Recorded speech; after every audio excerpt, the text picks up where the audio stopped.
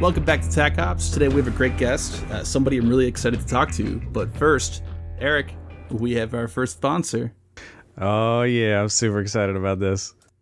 It's NordVPN. It's the VPN that I use. It's really important to have a VPN for numerous reasons: hackers, websites tracking your data, governments possibly watching your internet usage. The list goes on and on. But NordVPN is the best. It's a company I've worked with many times before on my own personal channel, the Covert Cabal. But they're a great company, and it's a whole lot easier to promote a company when that company is the best. They're pretty much constantly ranked the best by technology experts, including PC Mag. They actually just won the 2019 Best VPN Award. They have every feature you can need. They have thousands of servers all over the world. It's extremely easy to use. Just open it up, click on the country you want to connect through, and you're all set. If you use our link or the coupon code, you will get 75% off your subscription. That's insane, 75%. So go to nordvpn.org/tacops. It's going to be TACOPS, no space, all lowercase. Or you can use the coupon code TACOPS, again, no space, all lowercase, TACOPS at checkout. Use that code to get that discount, and also it'll help us support the podcast here at the same time.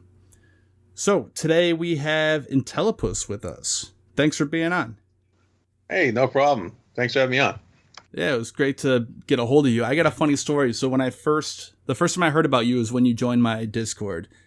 And I think you were posting a few things, and you posted some of your artwork where you show satellite imagery from Google Earth and dissecting the image, talking about radar systems and missile systems there. And I didn't know. Yeah.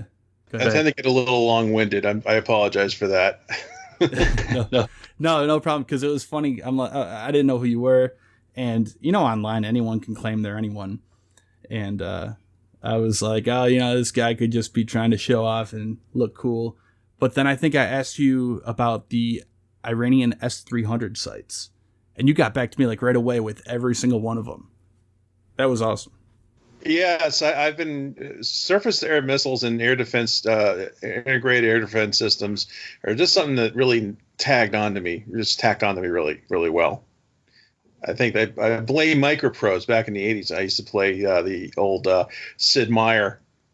I guess you might not be able to call them simulations back then, now, but back then you had like F-15 Strike Eagle, and you had the F-117 F-19 stealth fighter, and they kind of had these really thick manuals that would come with them. They would teach a little basis in radar theory and how to avoid them, and it just the basic parameters of what goes on. And I've had that kind of drilled into me since I was a kid. So radars and SAMs and I get along well. Nice. And then so they talked about missile sites then, like that, the surface-to-air missile sites in there. Yeah, a little bit. They would talk about different theories on how to defeat them by trying to, how stealth works and how it doesn't make the aircraft invisible to radar, but it shrinks its radar cross section to the point where you can actually fit through the radar coverage from two different sites, for whether it's early warning or GCI or whatever. And just try to seep through the cracks, as it were. Yeah. Did you ever play the game Harpoon? I did not, but I did play Strike Fleet back when EA was an actual game maker of repute. Yeah. Well, Harpoon was the first game I played. For anyone who doesn't know, that's kind of the ancestor of the modern air naval operations. But I think they were originally a board game. I didn't get into it. I'm not that old, but that was a game. I think what's his name? Tom Clancy and Larry Bond. They played out a scenario he had for one of his books in the Harpoon board game to write the book and figure out who would win, I guess. But is it Red Storm Rising by any chance? I think it was. Yeah, I think that's what it was. Yeah. Yeah, I think you're right about that. Yeah, so the first time I think I learned about a lot of these surface-to-air missile systems was from playing that game, the computer game. And that game came out in like the mid-90s, I believe, or early 2000s. But that's a fun one to go through, and you actually have a database, and you can look at all the different names of all these systems and talk about whether they're short range, long range, and I think that's what really introduced me to it. People tend to sell games short, especially the simulations. Even something like Cold Waters has been used as if not, it's very, very watered down. But you have I learned a lot about sonar theory and other things about submarines through, watching Jive Turkey's Twitch stream and playing the game myself.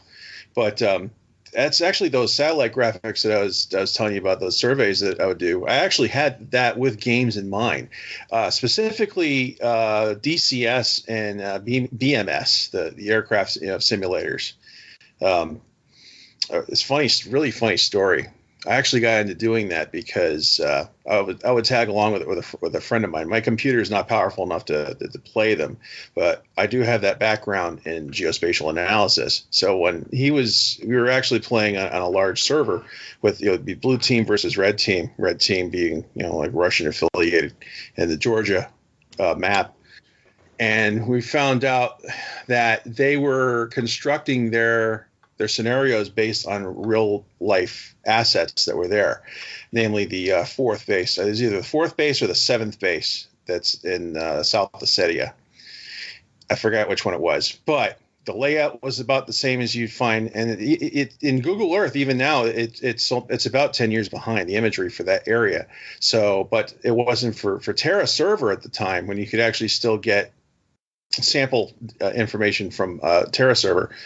You saw that it had a nice kind of a more modern layout of the base, and they actually built it along those lines. And we ended up finding and destroying that base with a pair of A10Cs and a whole bunch of CBUs, just cluster bomb the hell out of all the fuel tanks and all that.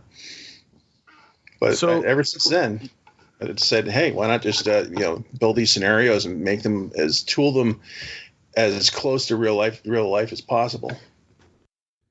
So you mentioned the term geospatial analysis a few times. You want to explain exactly what that is for people? It's staring at photographs, sometimes more than one, actually most of the time more than one, and a series of images for a specific area over time. Google Earth is probably the best example you could use for that, where you can see something from a few months ago and then go back 10 years and be able to see every change that has happened over a certain amount of years. Some sites are better than others with the updates. But with doing that, you can actually see the interior layout of new structures as they're being built, the different vaults. If you can see inside the building as it's being constructed, you can measure out the workspace that's there, so you can measure the volume of whatever can be stored there, if we think it's going to be storage or liquid storage or a factory or whatever. And you can really learn a lot about a site just by looking at it over time for just about any reason you can think of, including building games. Interesting. So I guess we didn't really quite start out with it, but do you want to talk about yourself a little bit, maybe some of your hobbies a little bit more? So you have the Twitter page. What prompted you to start that? I think the Turkish revolt, the Turkish coup, I guess you could call it, a couple of years ago. I think it was around 2015 or 2016. Might have been early 2016. I forgot when exactly it was, but I think it was July or so. I remember it was during the summer. I was at right when it was happening. I remember I was at a festival here in town. I was watching it while walking around the festival. But sorry, go ahead.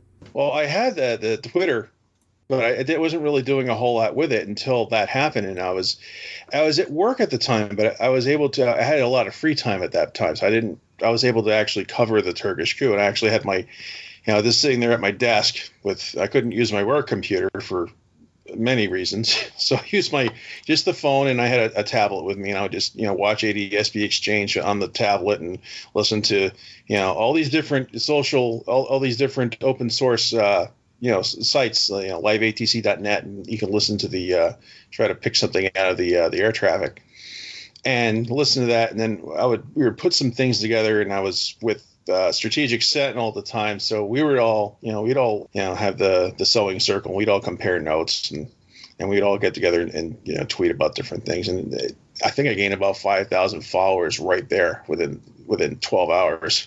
Wow, it was insane. And it feels unreal too. I kind of know that feeling a little bit from the YouTube. It just doesn't. It's just so strange. Just the numbers like that. Well, I'm jealous too because I've been on Twitter for like 2 years and I've only got like 3,600 or something like that. You got them in half a day. Me. Both of you have me beat. Yeah, there's a couple of different ways. People wonder why do you have so many? And it's people that cover certain things, or they like. I have a cousin that has his own podcast, Super Retro Throwback Reviews. He's fairly new at it, but I think news, and there's two things that really build up followers quickly: news and fake news. Fake news, it's obvious because people are always going to go after the clickbait. But if you have something that you can actually, you've done analysis on, and you've done your homework, and people start to trust you, and then you have people like Will Ripley or Barbara Starr starting to follow you, and you have all these, and you got Hans Christensen, and you're having these people see you're having conversations with these people that are just intellectually so far out of my league that I'm like, why am I being, it just kind of boggles my mind on some of the conversations that get pulled into. But that's the interesting thing about Twitter. Yeah, cause I never really got into any of the social media stuff. I just made my videos on YouTube, really didn't talk to anyone. I respond to a few comments, but that was about it. Then I got dragged into, someone convinced me to make a Discord. I met you, then I met Eric, and it's incredible how you can just get in contact with a lot of these, pretty popular, famous people and just have conversations with them.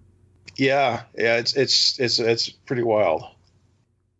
So how about we then dive into some of the work? So like I was saying, the first time I talked to you, you were sending me imagery or posting on the server of surface-to-air missile site breakdowns. Where did you learn that from? Like actually coming across the site and being able to tell what kind of missile system it is. Was that just research online, or did you have anywhere in particular? Yeah, DCS, you can actually learn a lot. They have a kind of a petting zoo sort of situation on DCS. I do own DCS, though. I don't play any of the any of the aircraft. I use a combined arms, which is all ground pounding stuff, which is good for if you're putting together sites or something like that. But the general layouts and stuff, you have like osair.net, which is just absolutely fabulous. It's set up for people that are a lot smarter than I am. They go into actual attenuation of the and propagation of the radar. The different, it teaches you about the different lobes. You got the front, side, back lobes of the, just any kind of radio or emission theory you can think of. A lot of that's probably more geared towards the ham radio operators could probably understand a lot more of that than I would. But as far as just visually, I have an art background on top of everything else I've done here. So you learn to that's a flap lid, or that's a the different kind of radar systems and certain tells is strategic.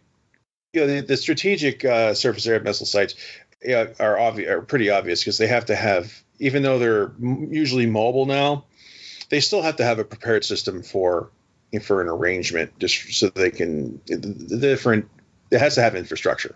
Right. You can't just park Tunguskas and different SPAGs, self-propelled anti-aircraft missiles, guns and missiles, like the close range stuff. You can pretty much park those anywhere. But right. It's a good place to learn from that. Is like Osair Power, Federation of American Scientists is another amazing resource. There's a couple that I can't think of off the top of my head. Yeah, I want to shout out to FAS, man. They are super good to follow. I love following anything they put out, man. They're definitely worth reading through. Scramble. That's another one. That outfit out of the Netherlands. In fact, one of my newest projects I started doing is KMZ, which is Google Earth files it's about 75% data from Scramble on different air bases and their attendant commands, the types of aircraft they use, even the data of how the runway is arranged, all the technical data, a little bit of the technical data on the actual airstrip. And I threw it all together and into this Google Earth thing where it goes and it'll populate. I would even use icons to show the different kinds of base, the I would assign a priority system. Like if it was a tactical air, if it was mostly fighters or something like that, I'd use the fighter icon, bomber icons, etc. So that's and I started offering that for free. But another idea that struck me was I could actually do full base workups with targeting coordinates, which means the coordinates would be right on top of the object, whether it's fuel tanks, command bunker, aircraft, airbase tower, all these different little bits and pieces. I could do a complete workup of that, and you can actually, you can program your JDMs to that. But that would be really time consuming, so I'd have to do that. I would probably do that as part of a paid service. Yeah. They have a thing in Command. I don't know if you ever play Command Modern Air Naval Operations, but they have that. So when you load in bases, or even different scenarios will have bases on there, if you break it down at the base into individual units, it'll actually have everything, the ammo, bunkers, and it'll have each hardened aircraft shelter or taxiways and all that. I bought CMMAO, but I have not played it yet. I've just been so busy with different things. Yeah, it's a lot. It's a lot to take on at first. It has a very steep learning curve, but once you do, it's a lot of fun. Yeah, that's how I've learned a lot of these other systems that weren't submarines, to be honest. I mean, when it comes to like SAMs and stuff like that, you could have said a S300 or you could have said a SM6 and I wouldn't know the damn difference. You know what I mean? But until I started playing that's when I really started to learn how all that stuff really works together. Oh, yeah, and like I was saying about Harpoon, that's one of the easiest ways to learn a lot of this stuff. And I know, Intellipus, you were talking about DCS and what is it, BMS? Is that Falcon 4, right? Yeah, Falcon 4. Okay, I never tried it, but it's similar to DCS, right? It's got some differences. It's an older system, so it doesn't look as pretty. In my opinion, it does like missiles a little better. The ranges are a little more realistic, but it's nitpicky. It's an older system, but everybody loves it for the Falcon. Everybody, until in the last year or so, everybody loved DCS because of the A10 and the F-15 and that. Yeah. But that's the easiest way to learn a lot of these systems is actually to play a game or simulator and load them onto the aircraft and actually use them and know what to try to avoid and strategies to go up against, say an S-300 or whatever. People like to take a crap on games and gamers, but I'll tell you what, if you're actually doing it right, let's put it this way: DCS is the watered down basis for desktop. It's called a system called Desktop Trainer. It's used by the Air Force, the Air National Guard and the Air Force, which is kind of creepy. What kind of creeps me out because the system that makes DCS, Eagle Dynamics, is based in Moscow. Yep. Yeah, it's a Russian company. Yeah. Do you think there's any concern with that at all? I've spoken to some friends about that. And from what I understand, it has I've heard rumors that the RCS data that it uses for the different aircraft are self-contained, which means that Eagle Dynamics staff don't actually have access to that. It's like they actually have a programmer that they can program it themselves without. I don't know if it's true or not. But I've heard that it's supposed to be self-contained, and I can't understand. I don't understand why it wouldn't be. But I've seen enough government blunders to sometimes I don't know anymore. Yeah. Well, I've looked through the code for fun. If you open it up in like Notepad, for example, the files for DCS, it seems like they program in RCS pretty simple. It's just one flat number, so they'll have the F-15 is RCS of 5, and that's all it'll be. It doesn't take into account what angle it's coming from or any of that stuff. And then also I've noticed in going through some of the files for DCS, I don't think they have a lot of connections, at least with the Russian military, or at least not obvious connections, because the burn time of the 5V55, the S-300 missile in the game, they actually corrected how long it burned for based on a YouTube video. If you look in there in the notes of the files that make up DCS, it actually has in parentheses, corrected to reflect this YouTube video. Yeah. Well, like I said, DCS is pretty heavily watered down. In fact, they make, that's where the Eagle Dynamics makes most of their money on that. The desktop trainers version of that rather than DCS. So on Hoggit, which is the Reddit for the Reddit community for that game, the standing joke for anything new that's coming out is 2 weeks, because they'll say, "Oh, it's coming out. It'll be coming out in 2 weeks." Yet it might be a year before it shows. Everybody was talking about it with the Hornet.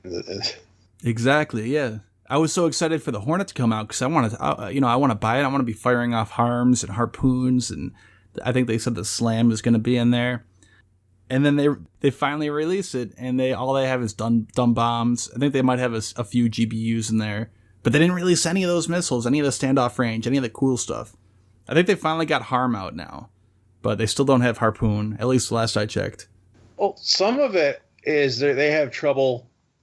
They don't want to conflict with any active suites of cockpit suites. They had that problem with the A-10, from what I understand. One of the groups that I was with before they were with the virtual version of Indiana's Air National Guard, the 163rd virtual fighter squadron, the A-10Cs, and they're actually in contact with the actual. The actual squadron, their PR office, and they learned enough about these. They were kind of blown out of the water when some of the actual pilots got a hold of. We're speaking to them about it on the different suites of it. I think like the real version of the A-10 is like, I think the cockpit is up to suite 8 now. When at the time they were on for DCS, it was like it was like Suite 3, but it was like not the actual. There was no actual Suite 3. I think I'm remembering that correctly.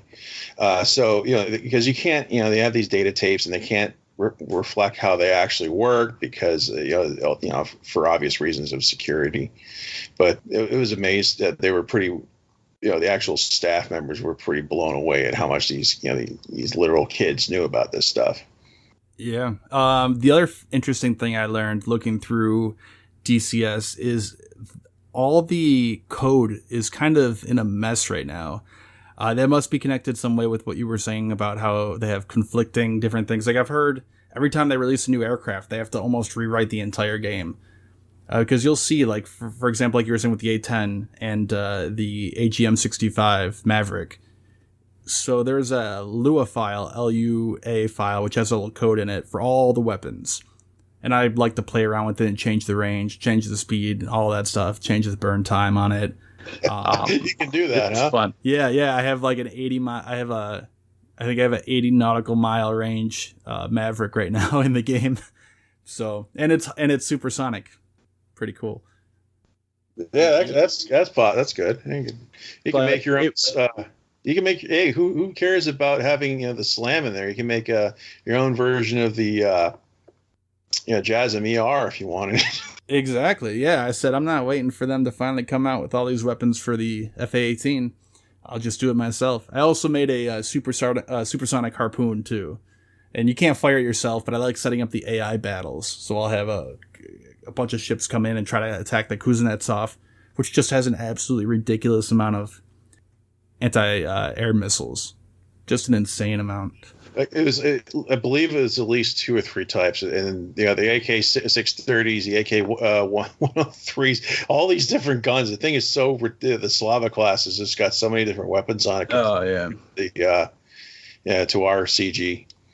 It's just so over the top. Yeah. We did manage to actually kill not the Kuznetsov, the Moskva once with a pair of A-10s. Both A-10s got shot down, but they're hauling it was actually hit with 3 or 4 Mavericks, but what really killed it was they hit the magazine. Okay. The thing about the Moskva is that the Slava class has apparently has a fairly sophisticated damage diagram, and it includes the weapons magazine, which was it. Huh. Yeah.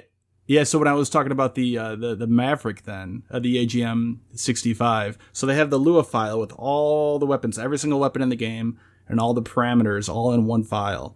And then when the A-10 came out, they have files that overwrite that. And then on top of that, they have files that overwrite the files that were overwriting the original one. So it kind of seems like a mess right now of just them trying to sort it all out and have it straight. Yo, dog, we heard you like programming, so we nested your nested. We nested your code so you can nest while you nest. Never mind. I can't figure that mean now. But yeah, you know where I'm going with that. You got nests inside of nests inside of nested code. The other fun one is messing around with cold waters. Eric, you ever do that? I've only done it.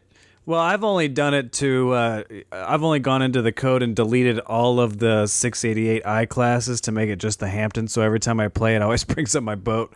But other than that, I haven't really changed too much on it.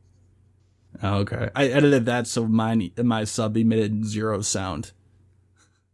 Oh yeah, well that's cheating. That's just God mode right there. But it's fun. That's like the Kobayashi Maru. So you go in and rewrite it so you can win some of those scenarios. Yeah. Well, it's fun. It's fun challenging trying to figure out, you break the game and you have to re-download the game to get all the files back to the original and then try to figure out how to do it. I have fun doing that stuff. But well, that happens in the real world too. It's called cyber warfare. Very true. Yeah, maybe they can edit the range of our harpoons and make them, fall short. Some of the things I've heard off of the normal channels and Twitter kind of blows my mind. So I don't know.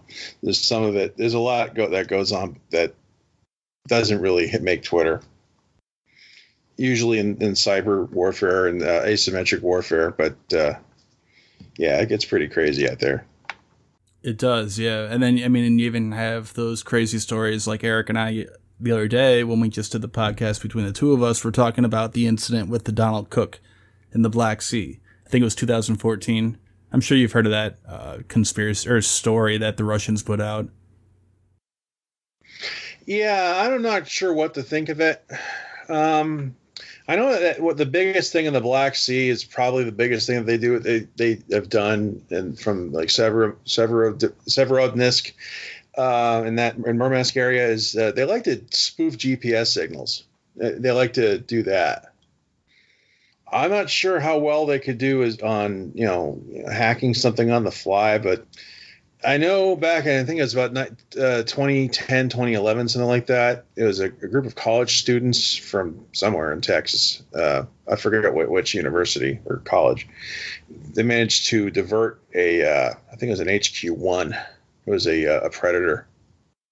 They managed to, I'm not sure if they hacked it or if they just or they jammed its signals so it went back to home. It flew back on its own, canned data or what, but it is possible to, with a minimum of effort and resources, to be able to mess with a lot of, these UAVs, which is a real pain in the ass for the UCAS because they have to operate 50 or 60% of the time, or any time they're going to be dropping bombs or something like that. They have to be operated via telepresence. Right. And that's we saw that with Iran too. They've been messing with a few Predator. I forget if it was a Predator or Reaper. Those videos that came out recently where one crashed, where all the numbers on the screen just started going up and down and all over, making no sense. The GPS coordinates were changing extremely rapidly and it crashed. And then also the RQ-170 that came down in Iran a few years back. I think what they might have done with that one, and I'm just pulling this out of my ass, but what they might have done is something that I used to do with my smartphone. We used to play some different games that are based on the GPS system, and we used to spoof it. So I would spoof that. I'd be from Antarctica or London or something like that, and be able to do that. And they might have spoofed it to make it seem like the base that they were supposed to, if it was going to Al Dafra or wherever, that it would actually be landing in Al Dafra, but it would actually be landing across in Commissar or Bandar Abbas or something. Yeah. So I was talking to some people about that, and they seem to think that most of that problem is the man in the loop issue. So what they can do is jam the signal of the person actually sitting in Nevada or wherever they are, flying the UAV. They can jam that connection, and then the drone doesn't quite know what to do, and they can tell it to land. Whereas in the future, they're working on a lot of these highly autonomous systems, pretty much AI, where they can fly themselves. There is no man in the loop. It flies by itself. Stuff like that you wouldn't be able to jam because it's all internal. It doesn't have to be reaching out for a satellite signal or anything controlling it. And that way it would be much more difficult to jam. It works Or to with hack. like the Global Hawk, and the Global Hawk operates at such a high altitude as well that it might be immune to some of it. But you got anything that drops has weapons has got to have a human in the loop. It's just an absolute given. Yeah. Whereas, absolutely. There's probably flight. Yeah, I'm pretty sure that you can tell, the guy at Indian Springs over, was it, I forgot the name of the base out there. It's next to Nellis. But they can probably tell it to, that obviously it's got an autopilot. But if they're going to anything to do with activating its weapons modes, they're going to automatically you're going to be taking the control of it. Right, because you want to be a little bored in case of an emergency situation or if there's civilians there. You can't just have computers dropping weapons, at least not yet. Right. Well, that's actually was a problem with it getting certified by the FAA. I lived in Syracuse for a lot of years, and they have a Hancock Field, which is a dual-use military civilian field. And it was actually, I believe it was the first civilian-ish aircraft air hub in the United States, the continental United States, that was cleared for operation by the Reaper. Because, and they still have a permanent NOTAM put out there around Syracuse for that. But what was happening is they were afraid that some loss of signal would trigger that aircraft to go back to its failsafe and go and automatically land or establish, otherwise become uncontrollable. And woe to any civilian aircraft that are in the way because it's not going to acknowledge them. Yeah. So it has a collision hazard. But apparently the FAA is finally, they've got that hammered out fair enough. But probably in the future, though, I read an article, and I don't remember the details now. It was a few months back. But they were talking about how the U.S. government was talking about actually having AI systems and actually being in control of releasing weapons. I mean, there's probably going to be some point in the future where that is going to be the case. That is going to be happening, don't you think? There's no reason why they shouldn't be able to do it now. They have weapons we've had weapons that steer themselves to the target for years. We call them GBUs or guided missiles. The only difference is here is the end-to-end person in the loop. Nobody wants to have public opinion is going to lean against what they would consider. You're going to have people from CNN or Fox, whatever. And the first thing they're going to do is throw a picture of the Terminator on there saying, they got these weapons that are autonomous, all that. So public opinion is going to drive that to a degree, but there's really no reason why we couldn't have Predator drones up there that go completely, off of canned data. Well, you can't do that to a degree. You're going to need go off of just the internal navigation. You're going to have some input to cover drift and that. But yeah, you could go and drop bombs using programmed data. I mean, hell, I was talking about that before with the stuff I was doing for Google Earth. You could just go and program your GPU 38s that way. Yeah. And I was even talking to someone, they were saying that eventually they think these UCAVs, the unmanned combat air vehicle, unmanned combat air vehicle, basically just a drone with a weapon on it, will be able to be operate in swarms and then be able to react to pop-up threats. So, for example, they can send a swarm out there, and if an S-300 site pops up along the way, it can instantly identify that and fly in and attack it, and then carry on with its mission. Yeah, I've seen stuff like that. Like, I remember the Dominator series back on, was it Future Weapons back about 15 years ago would have stuff like that. Yeah, I remember that. Yeah, a lot of it's going to come down to loiter time. I mean, we got weapons like Champs and some other stuff that's coming out that has a really ridiculously high loiter time. Hell, the AIM-54 Phoenix had a loiter time of it's high. It would go up to 100, 120,000 feet to begin with one of its use modes. So it could actually stay on station even though its motor burned out 20 minutes ago. But it's so fast and so high up, it's got energy to spare for who knows, 20 minutes of operation. Interesting. And then just come down like a guided bomb. One of the anti-radiation missiles, I think it's one of the European countries. It could have been Alarm, so their version of Harm. I believe I read about it. It actually has a parachute on it. So if it'll launch, and if it loses its target, it'll fly up into the air and pop a parachute. And then it'll slowly fall back down to the earth and keep looking around. And if it picks the target back up again, or if it finds a new target, it can eject the parachute and then use its little remaining fuel to burn down and hit it. So it would have a second stage? Because that's the thing that would be like a terminal, like a glide bomb at that point, like a exactly, yeah. I thought I read it would hold a little bit of fuel in reserve. I'm not sure. I'd have to look that up again, but I think it was Alarm. Because it would have to be liquid fuel then. It'd be like a harpoon, because solid engines, you're not. Once that starts, you can't cut it off. Yeah. Yeah. Yep, I played a little bit of Kerbal Space Program. It's a cool idea, but something like that at that point, Xeno Zero tells me that would be, at that point, you'd have like a light anti-radiation version of the GBU 39 at that point, which is fine by me. And those things are pretty remarkable. They really are. I love talking about them, how they can just slap so many on any system. I mean, the standard loadout is, 8?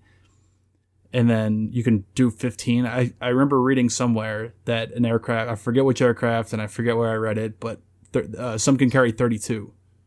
It was four. It was like four per single weapon station. Right. Like where you could have one GBU 12 or one GBU 38. You could park, or 1,000. No, it's a 250 pound bomb, so you could have the space to. You have like a quadruple ejector rack for them, where you could, and it's 1,000 pounds. In fact, there's one version of the F-16 that I kind of imagined up in my head a couple of weeks ago that would use that sort of situation with stealth weapon pods. Interesting. And do you think that would work? I've seen several pictures of them, I think, besides just from you. But how does that work? Doesn't that get really complicated when trying to calculate the radar waves bouncing off everything? You can actually have a weapon pod that's externally mounted, but still maintain its stealth and not return anything back to the antenna? I'm not a radar expert, but I'm going to reserve judgment on that. But I know that I didn't come up with the concept of the stealth weapon pod. I know that it's been... I'm not sure. I don't even think the U.S. came up with the concept of it. I'm wanting to think that it was either South Korea or Japan was messing around with something like that. But it's easier to radar proof a box than it is like a weapon pylon or a hard point with all these different projections and right. The fittings for the screws and the pins and all those different projections. It's in because you can't throw radar absorbent material on everything, and so I think just like kind of like the box version of the F-117, just have it have these different slats at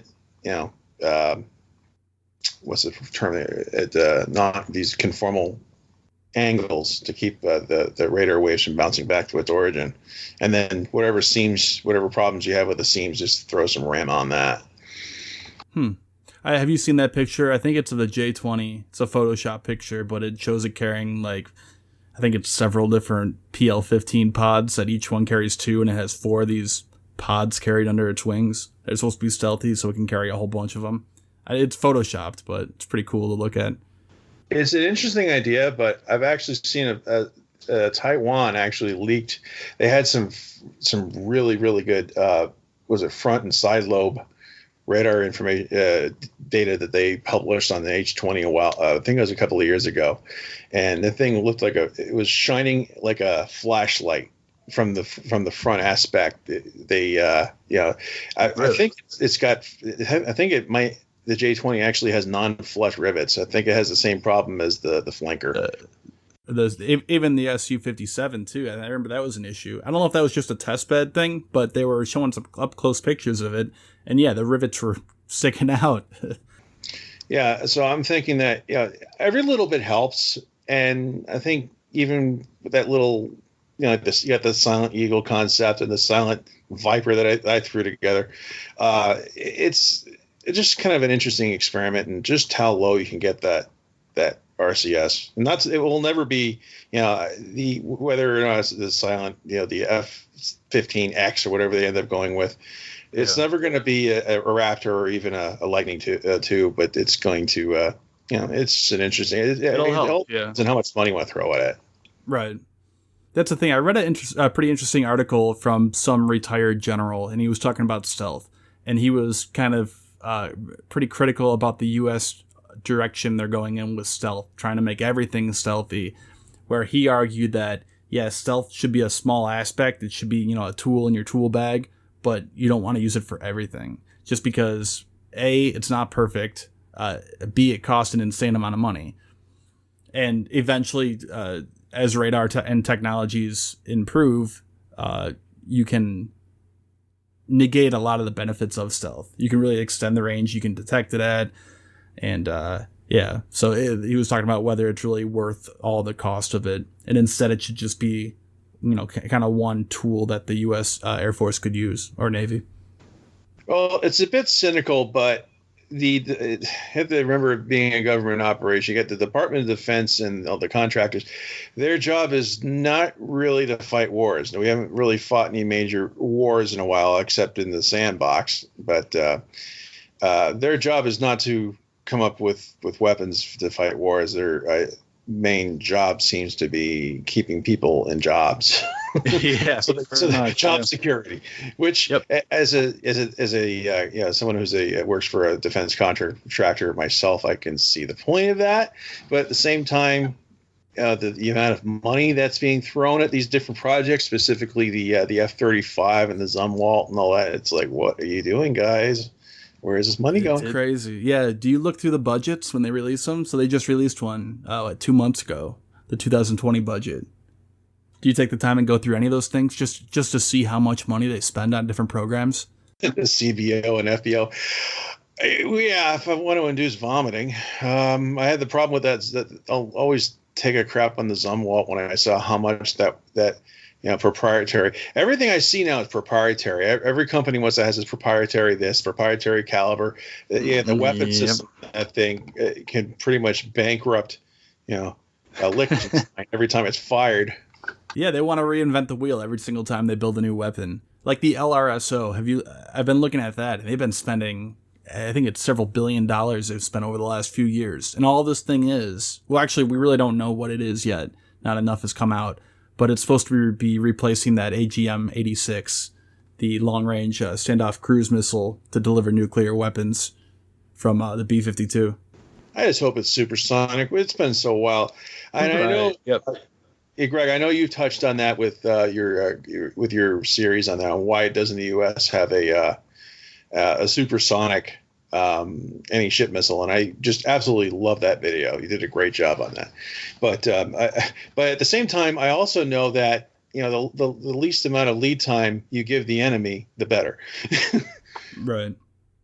The one thing I forgot to add in that video, which I keep punching myself for, is I wish I would have added in talking about just how large the U.S. Defense Department is, and just how hard it is to change course. I mean, it's like a huge 18-wheeler truck. You can't just make a U-turn and turn around. So once they get going, once they're set developing these weapons and have a certain mindset, it's hard to really change course just because it's so large. Well, even the actual weapons and the vehicles involved. Like, I'm not sure if you know about the Surge program that the Navy has, but how much time that goes into preparing like a carrier for cruise. Their version of a Surge, what they call a Surge, is whipping everybody. Okay, we're ready to go. Fast as they can possibly get one of those carriers to go on an emergency notice is 90 days. It's insane. I mean, I'm not faulting them for it, because the modern CVN is just one of the most complicated pieces of kit ever created. And 5,000 people getting everybody. It's like coordinate. It's like trying to juggle on a unicycle. It's just so complicated. Yeah, I mean, a war would most likely be over in 90 days. Like, say we went to war with Russia. I mean, first of all, the nuclear weapons would fly, and pretty much everything would be destroyed. And then what? 3 months later, you're ready to fight. And that is why intelligence and, more importantly, predictions are becoming more and more important. And I think open source intelligence is starting to really gather steam. At least in the civilian world. Like I've done work with my former company that was with Thegius Limited. Did work for like Jane's Intelligence Review, and the civilian world of intelligence really gets it. And I think the military, and it doesn't really matter if it's a NATO country or not. I think unless it's like Russia or China, they seem to really understand the concept of open source. But I think the Western militaries are still trying to figure out what the hell it is and how to how that it's because it's the civilian world. How can they have anything to contribute, and how can they know anything? Yeah, and it's a driving force now. So that's pretty cool. Janes, we've been Eric and I are joking around. We want to get them as a sponsor so we can get a few of those free reference books they have. Eric, what do you want? You want fighting ships, right? Ships? Yeah, I definitely need to get that fighting ships. Exactly, that's the point. We got to get a free. Hopefully, maybe if we shout them out enough, they'll send Eric a free one. I have Jane's Fighting Ships 2005, 2006, but you know how it changes. I had the opportunity. I had lunch there at IAS at Jane's in London. Oh yeah, it was an interesting experience because you walk in. It was like you could have walked into Microsoft or Google or some other place. It just looked like any other office building where they did. You would never really know it was that deep into the defense industry. So maybe we can move into a little bit of your artwork. You mentioned some of the work you've done. One of the things you do is you draw up these pretty cool pieces of. I have one in front of me here, the submarine. Or you were mentioning you've done some hypothetical projects like that H-20 stealth bomber for China. You want to talk about that a little bit? Yeah, it was that was a few months ago. What it was, I saw a piece of artwork. It was, I believe it was originally, it was a Chinese, it came out in a Chinese publication, but it wasn't really clear and it didn't show like the cockpit, so you really couldn't get a sense of size. So I started, I believe the article that I was mirroring this image was, I think it was one of Tyler Rogaway's articles from the War Zone, Drive's War Zone. Yeah. And they were talking about it, and I forgot the gist of the article, but I saw this. I'm like, I want to draw this thing because it looked like someone supersized and then messed around with a YF-23. It does a little bit, yeah. It really does. The aft section from the engine fairings back was like, that is all YF-23, which is, I really think was an underrated aircraft. I love the design. Yeah, it's an art thing. So what I did was I said, well, okay, what kind of, they've been talking about the H-20. They've been looking for a bomber. They've been looking for something to replace the H-6. Let's mess around with the size and scale. So I started doing some research, and I said, well, let's, okay, what kind of size can we deal with here? F-111. Okay, let's check on the F-111. I started looking into the internals of that, and I said, oh, just for shits and giggles, let's give this thing the F-111's ejectable escape pod cockpit. So I went and I threw in what that looked like, and I kind of tweaked it a bit, and I said, well, okay, let's try to fit the airframe with that. And I just kind of went to town with it. And then I went back and I revisited it with like more of an isometric design. And I said, let's make this pretty. And I did the same thing to the different weapons that like the H-6 can carry and what this thing is supposed to be able to carry. So I messed with that. And it got some pretty good hits on Twitter. I've had a few comments from some followers in the aviation industry that thought it was kind of cool. My personal favorite is actually the Stealth Viper. I mentioned that earlier, and that thing is really not a whole lot of artistic knowledge on my part because I traced and I overlaid 3 different aircraft for that. Of course, it was taking on the F-16, and I thought it was hilarious because the specifications, the technical drawing that I was going from was actually Russian of the F-16.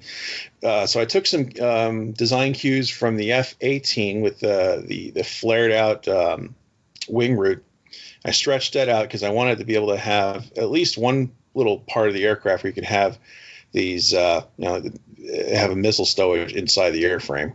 And I moved I did these different tweaks, but it was most of the aircraft was designed off of the F-35 because the entire reason why I got this idea was it would come out that Boeing was trying to integrate a whole suite of different avionics from the APG-A1 radar, possibly the AAQ-37 distributed aperture system, the sensors, and they were trying to squeeze all this onto the Viper. And I said, okay, let's see what we can do to make this thing a stealth aircraft, and I just really went to town with it.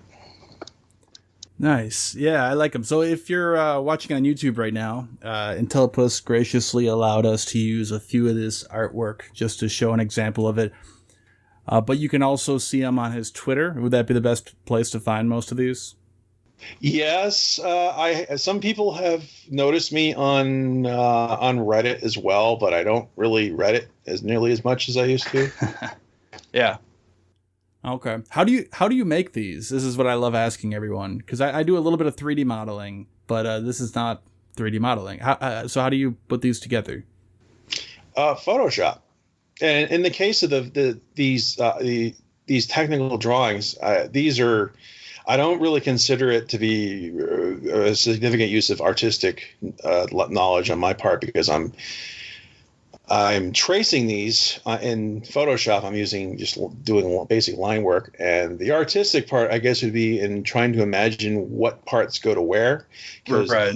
In the Silent Viper's case, all the control and lift surfaces are retrofitted from the F-35, which I believe Lockmart would probably have issues with a Boeing aircraft. Yeah. But it's just all artistic license. But that and like some of the other, I do a lot of other as far as artwork. I've designed some aircraft into Transformers. Like I actually took the Virginia class submarine. I turned that into a Transformer. I turned the Eurofighter Typhoon, which my ex boss is a good friend of mine, and she just did that just kind of brighten her day up a bit. And I just have a science fiction and an artistic background, so I just once in a while I just let my artistic flag fly, as it were.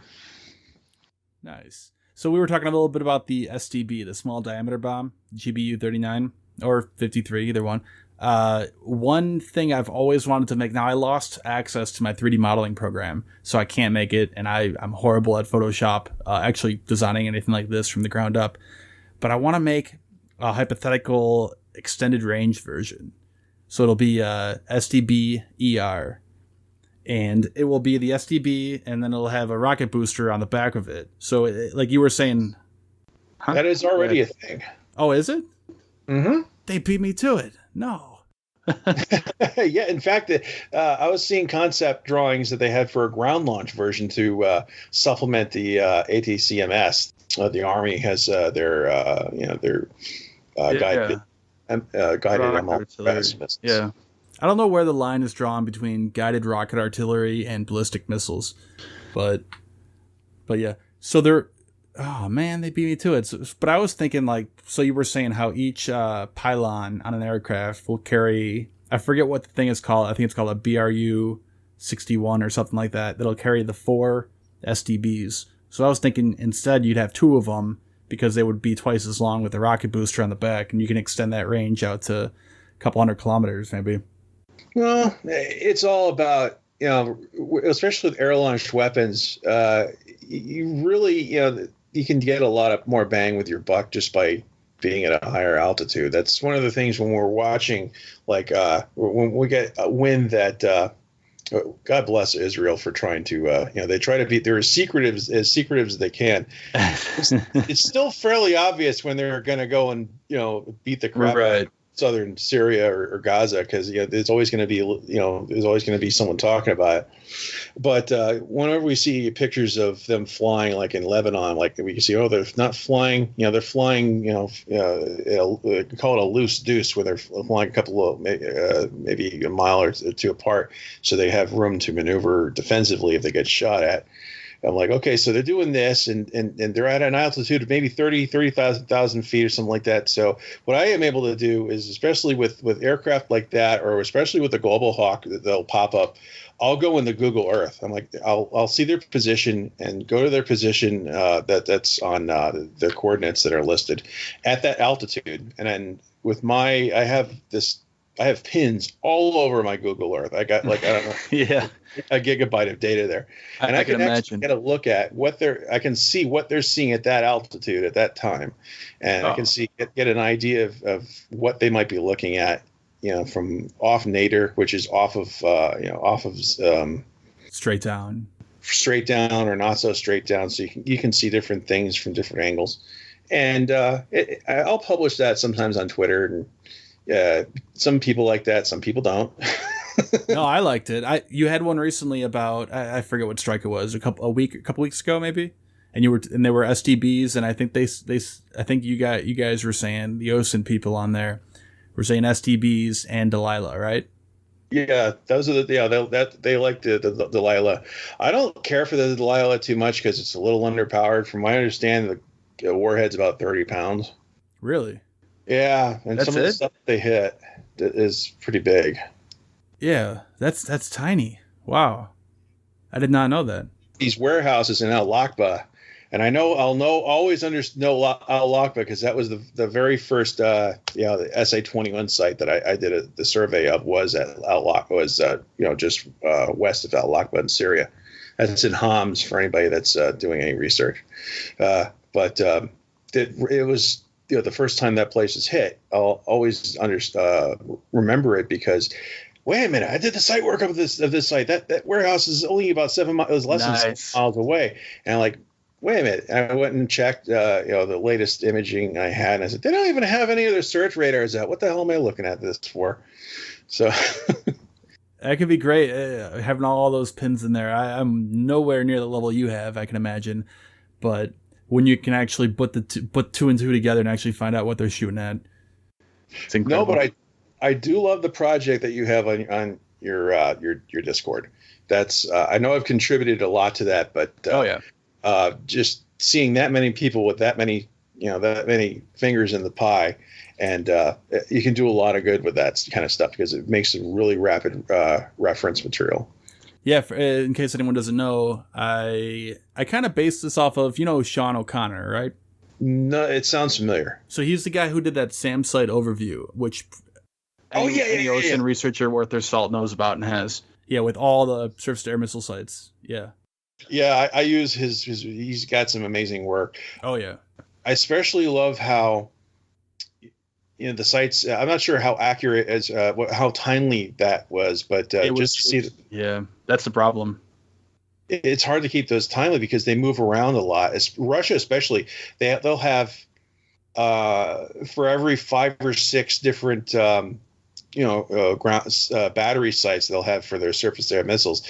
They'll have maybe 1, maybe 2 batteries, or they'll go and they'll split the regiment into battalions, and they'll have 4 of them set up, and it's all just to keep. Yeah, that's one of the reasons why we see the rivet joints out so often, is to tell who's where and what they're doing. There or not. Yeah, so he did that SAM site overview. I talked to him to see if I can pick up the project and carry it on. He actually got hired by Janes, and he works for Janes now. Or at least he did last time I talked to him. And he said that unfortunately all his work was bought by Janes, so we couldn't use it or have any part of it. Even though it was all not-for-profit, I'm not making any money off of it. So we have to start from scratch. But I've always wanted a file like that. I'm sure you did too, right? When you first start out, you could find a few different things online here and there, but really not everything. So now that I'm lucky enough to have a little bit of an audience that I could draw on, I want to go through and map as many as possible, at least. Every military site on Earth, air bases, naval bases, army bases, missile sites, radars, everything. And I know it's going to be a long-term project. And like you said, a lot of them move around, but it's just, I think it would be just a great database. And it's something I always wanted. So if I can make it available for the person in the future, they can really then build off that and take everything to a whole nother level. That would be amazing. Canned intelligence. Yeah. It helps whether it's you're looking up something live or whether you're programming a scenario. That's one of the things about going back to games for a second. I was always the guy that was always setting up the bad guys. When I was always the guy that would be playing with the GI Joes. I'd go and grab all the Cobra fellas and go set them up in different interesting ways and try to I guess I'm just an op for at heart. It's fun. Yeah, it's a lot of fun, and then you get to learn a lot about it too. I do that like I said, I do that with DCS. I like setting up AI battles because I don't have a joystick, or what do they call it, a HOTAS, where you actually have the joystick and the throttle and all that. I mean, you could spend so much money on that. Yeah, and then you need like the track IR stuff to move to look around because you really can't dogfight unless you have that stuff. Yeah, it's about $500 if you want to do it right. Exactly. Yeah. So I like setting up the AI battles where I'll give one side a bunch of aircraft, the other side a bunch of air defenses and everything, and try to defend against it. I have fun setting that up. Or even in Command or Harpoon, I used to do that too. Set up the enemy sites and try to figure out how to defend against an attack. It's a little more even that way because that way you have idiots fighting idiots. It's just the AI, because the AI in DCS is pretty horrible. Oh man, yeah, I can't tell you how many times how frustrated I've got. I'm like, all right, attack here, attack, and every time they'll fly right up to it, turn around and fly away, and they won't even attack it. But yeah, it can get extremely frustrating trying to set those things up. But let's see what else. So while we were on the topic of your artwork, I have the SSN 790. What was that? The South Dakota. And actually, that's where you met Eric. You actually met him in person, right? You guys went down to the commissioning of that. Yeah. I don't live too far away. We hooked up and went over there, froze our ass off for a while on the pier. It's probably the first time I've been there. I wanted to bring this up the other day when I was listening to your second episode with doing all the submarine movies. When I was a kid, I was I have an uncle that was in the Air Force, but he could get into any military base. We actually got a chance. We saw the premiere. It was within the first weekend or something like that. The Hunt for Red October had opened, and we saw it there on the base. And little did I know until years later that's the home base, the former, unfortunately, home base of the USS Dallas, which is we used to be based in Groton. So. Nice. Yeah. You guys actually got to go on the boat too, right?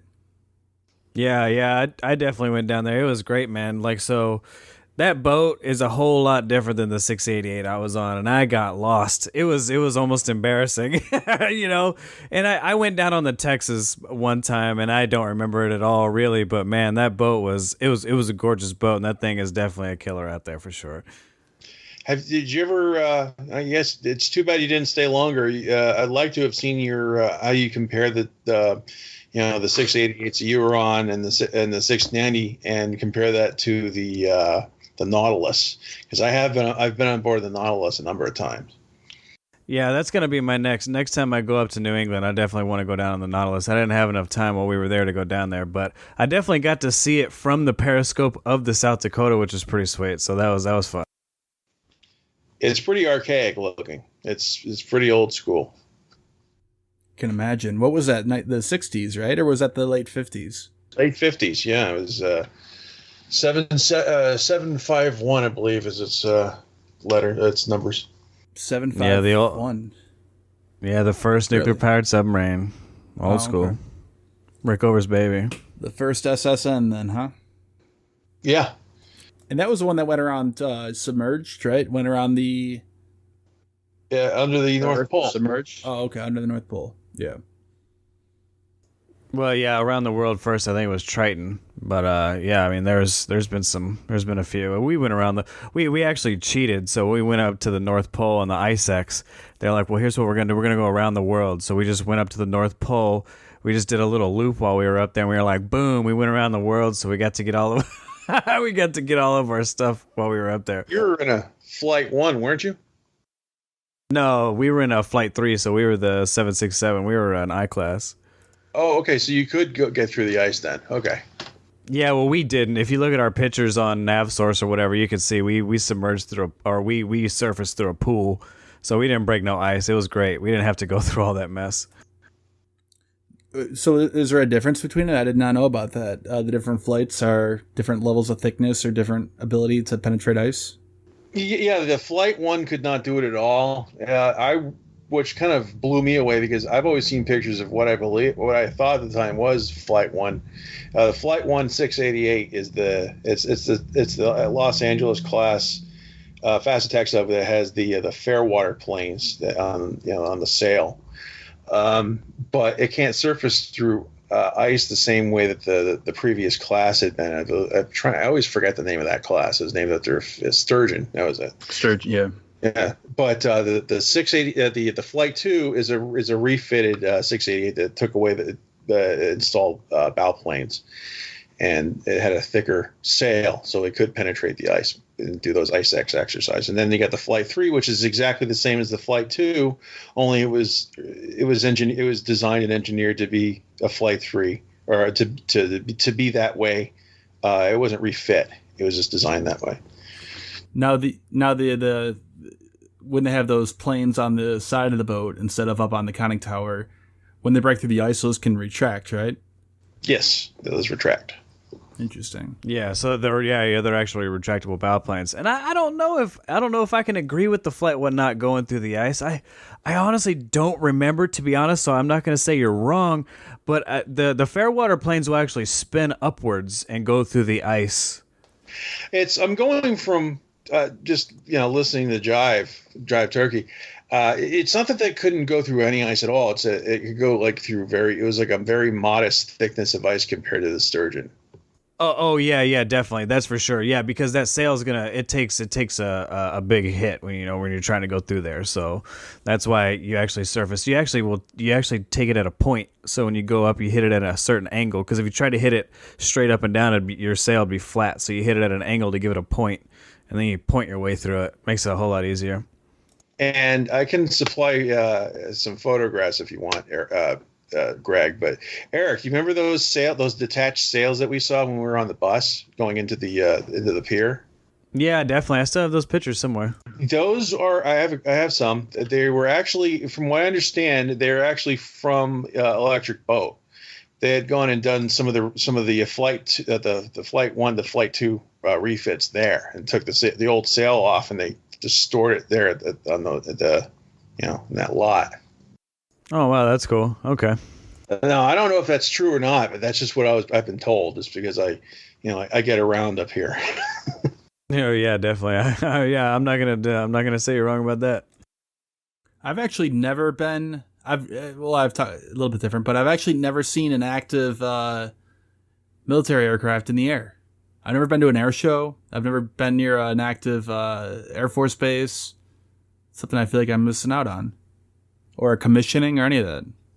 I'm not sure where you are, but there's usually an air show you can go to. The last one I went to was at Quonset Point in Rhode Island last May, and my God, I was a 40-year-old man that squeeze. I'm just a huge aviation freak. So I'd go, and we saw the Blue Angels, and they have the F-35 demonstration team, and Nice. and I got to crawl around the P-8s and say, I start wondering about, trying not to ask them questions that, I don't want them to think I'm from Lubyanka with love. I don't want them to think I'm Russian. But just the P-8 is probably my favorite active naval aircraft for now, because the F-14 is always going to be my baby. But just the fact that you have a 737, that can drop torpedoes and weapons and and all this other neat stuff that it hides. That just says a lot to me to be able to have something like that. And then you got the literal surface radar and all these other gadgets. Was it a P8 or a P3 where they actually will take the radar from the E2 Hawkeye and place it on top of it? I think the Coast Guard will use it to look for drug smuggling and stuff off the coast. I know the P3 has got some things that the stock P8 doesn't have. Like it's got the magnetic anomaly detector. Yeah. I'm not sure about a whole lot more than that. I know the P8's got a couple of different rotatable cameras on there that it uses. And some of them do have the literal radar array now they have for detecting mass and periscopes. That might be what you're talking about. Not that, but there is a version of the P3 that has like an air search radar, I believe. I think it's called the Triton. Yeah, that could be it. I'm just, don't listen to me here. I'm drawing a blank. Mm-hmm. But as far as sharing data through the AWACS, I know that you got Link 16 is a thing now, which is a kind of a common data link. And then if all else fails, you got the Bacon, the Battlefield Airborne Command node that they can use to share. I saw that a couple of weeks ago operating in the Mid East and about how to fit, because that must have been where they had the carrier from the French de Gaulle carrier and the U.S. I forgot if it was the Stennis or not. They were all they were operating, and not all of their systems can talk to each other, which is where you have this dedicated aircraft that goes up and is essentially a Wi-Fi, a common Wi-Fi hub for everybody to get on the same page. Can those share a fire? I don't know what the word is for it. A precise enough picture to other aircraft for a firing solution? Is Link 16 capable of that? I think that's what it was originally designed for. I don't know if that's true off the top of my head, but I can't see why it wouldn't. Yeah, I thought so too, but then I had read something, and I don't know, I'll have to look into that stuff more. I probably should be prepared for these questions. Yeah, well, I know the modern data links, you have like the common one you see is like the F-22 sharing with other F-22s because they got that stealth mode, and they can go in and target for other aircraft using the data link. Right. I'm kind of iffy on data links because it's all radio. It's micro, radio or microwave signals, and that can all be jammed in hell. We all have trouble just to get a signal half the time anyway. And anybody that uses ADS-B exchange to watch those aircraft, there's always going to be signal problems or something like that. So I'm kind of iffy on those data, on putting all of our eggs in that kind of basket. Just because you can always, Russia has been, they got that friggin', was it the Murmansk electronic warfare suite that they had set up in Kaliningrad? That big one, yeah, that Murmansk BN, I believe it's called. Those 4 big towers, yeah. And they set one up in, they set one up in Kaliningrad just recently. They have 4 of them in Crimea. It's ridiculous. And then that's where a lot of spoofing ends up happening with you have like Maersk and other shipping companies that are having trouble. Like, we can't, our ships don't know where the hell they're going. Yeah. Well, from what I understand is a lot of the military GPS, what they do is, I don't know all the details of it, but they have a series of antennas that are spaced apart from each other, like in a spherical pattern, and then one in the middle. And it can tell that the GPS signal should be coming from above, right? It'll be coming straight down because it's coming from the satellite up in space. And it can, and then it's receiving false jamming or spoofing information from other directions. And it can tell what direction it's coming from because these antennas are placed at different spaces apart from each other, and it can tell by the timing how long it took to get from one antenna to the next antenna. It can tell what direction it's coming from and shut that out.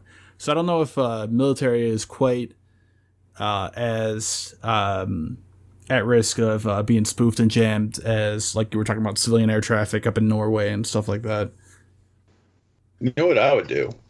It's probably going to break a bunch of commercial licenses and military treaties. But what I would do, if we're talking about this kind of underhanded stuff, if they scramble the frequencies that we use for our GPS satellites, have a software patch to be able to suddenly you could switch to an alternate mode and suddenly start using GLONASS. Or Baidu. So they're not going to jam their own shit. Right. Yeah. Yeah. But at that point, it'd probably be us jamming their shit. So I guess in that case, you just grab the sextant. Pretty much, yeah. Inertial navigation or whatever, yeah. Look at the stars. So you mentioned earlier on, I haven't really got to talk about, maybe Eric knows more about it and you might know more about it. You mentioned that magnetic anomaly detector. How effective are those today? So those are for detecting submarines, if anyone doesn't know. It's a weird looking thing coming out the back of the aircraft. Yeah, because it has to do that because they want to keep as much metal away from the STAM system as they possibly can. They keep from spoofing it. And I'm not sure how it works, but it's able to find great big hunks of metal in the water. So it's not just used for active ships, but they've also used it for locating wrecks and probably they've used that for, mineral prospecting and like Glomar Explorer.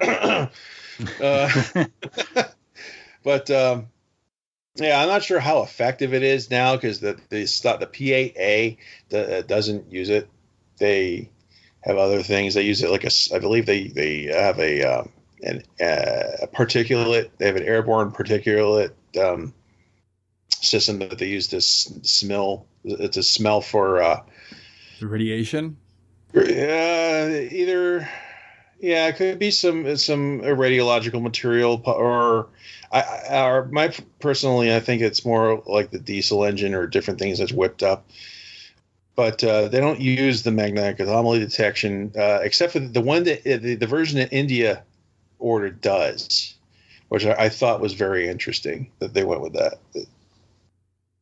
Well, I mean, if they're going after India's main concern is Pakistan. Well, I guess they still have China, but might be more capable against older Pakistani submarines.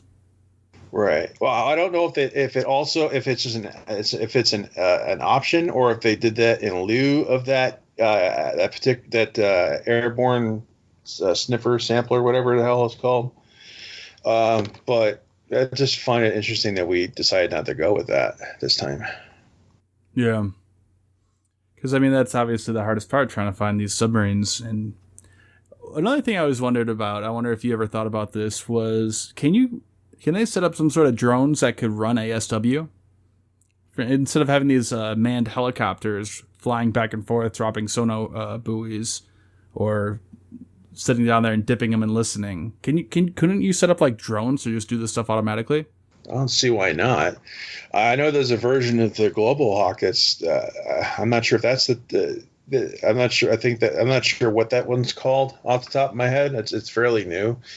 I know that it's maritime in nature. I would think that they could be able to do that. As for dropping depth bombs or torpedoes or whatnot, that you're going to be running into the same issues you have with the the Reaper. Right, but at that point, if you can save the manpower and everything in the large space, a big helicopter I forget. What's the name of the unmanned helicopter they have on the naval ships? Oh man, that's gonna bother me. Drone. Yeah, it's some Fire Scout. Fire Scout. There we go. Yeah, something like that. And then once it detects something, then you can send out a manned helicopter and then go sink it. Well, you're kind of adding an extra step because they have those. They have the Seahawks that can do that now. They can just do everything at once. But there's no reason why they can't just have the unmanned aircraft do that. Yeah, I mean, the other thing you got to think of is there's no submarines that can go against helicopters or aircraft in general. Like there's nobody carries anti-aircraft weapons on a submarine. It just doesn't happen. I think there's there are one a few, country aren't or there? two that have a few. Yeah, a few of the Russian ones have the manpad type short range OSA or Igla. one of Right. the two. Yeah, but they're rare, and I mean, more than likely you're not going to come across something like that. So I mean, the problem. One of the other problems you come with when you come with drones is, the sonobuoys are wired, so they'll drop them in and keep them on a wire. That way, there's no radio signal, because that would just add another step, like you guys talk about. So if you throw drones in there, you could possibly do it with the unmanned helicopter, but at the same time, that unmanned helicopter I think is a lot lighter, and you can't add torpedoes to it. So you'd add another step. So you'd have to have like a heavy helicopter to be able to carry lightweight torpedoes along with all that stuff. So I mean, it's possible. I mean, you could probably pull it off, but. And definitely not right now. Yeah. I was just thinking it's one of the biggest issues right now. It's talking about trying to locate these submarines. Well, there's ways that they've been working with doing that from space as well, with nascent. They have these satellites that can. I'm not sure exactly what they do. It has something to do with some sort of intelligent machine learning that it's used to discern like different like wave tops over distance. And apparently, and I'm talking out of my ass again, if I remember this right, they're able to tell over a certain length or a certain distance if there's any kind of, it's supposed to be able to measure displacement of water and movement of a submarine for like a certain distance underwater. Like I'm not sure if it's periscope depth or it's like 100 feet or something like that or lower, but it's supposed to be able to get a rough estimate of where a submarine might be from space. Yeah, I think the way it works is they're just doubling up. They're just looking for wakes. So if you're looking for a wake, even if a submarine's at periscope depth, you can see the wake from a satellite. You can't see it from a ship just because you can't see that far or put that much data through your eyeballs, right? But through a satellite, they can track those wakes. So, add every layer that you can of all the information that you can gather and throw that on top, and you may be able to find one. Yeah, well, my concern is what kind of false positives there's going to be, because you got these different, there's so many different factors when dealing with water that can come into it. Like sometimes you'll have seismic displacements, or you'll have changes in the currents or the salinity, like whale piss. So who knows? Yeah, so I'm just wondering. That's probably where the machine learning comes in. And anything, that's not talked about a lot. So there's probably a lot of really active, sensitive stuff going on about that.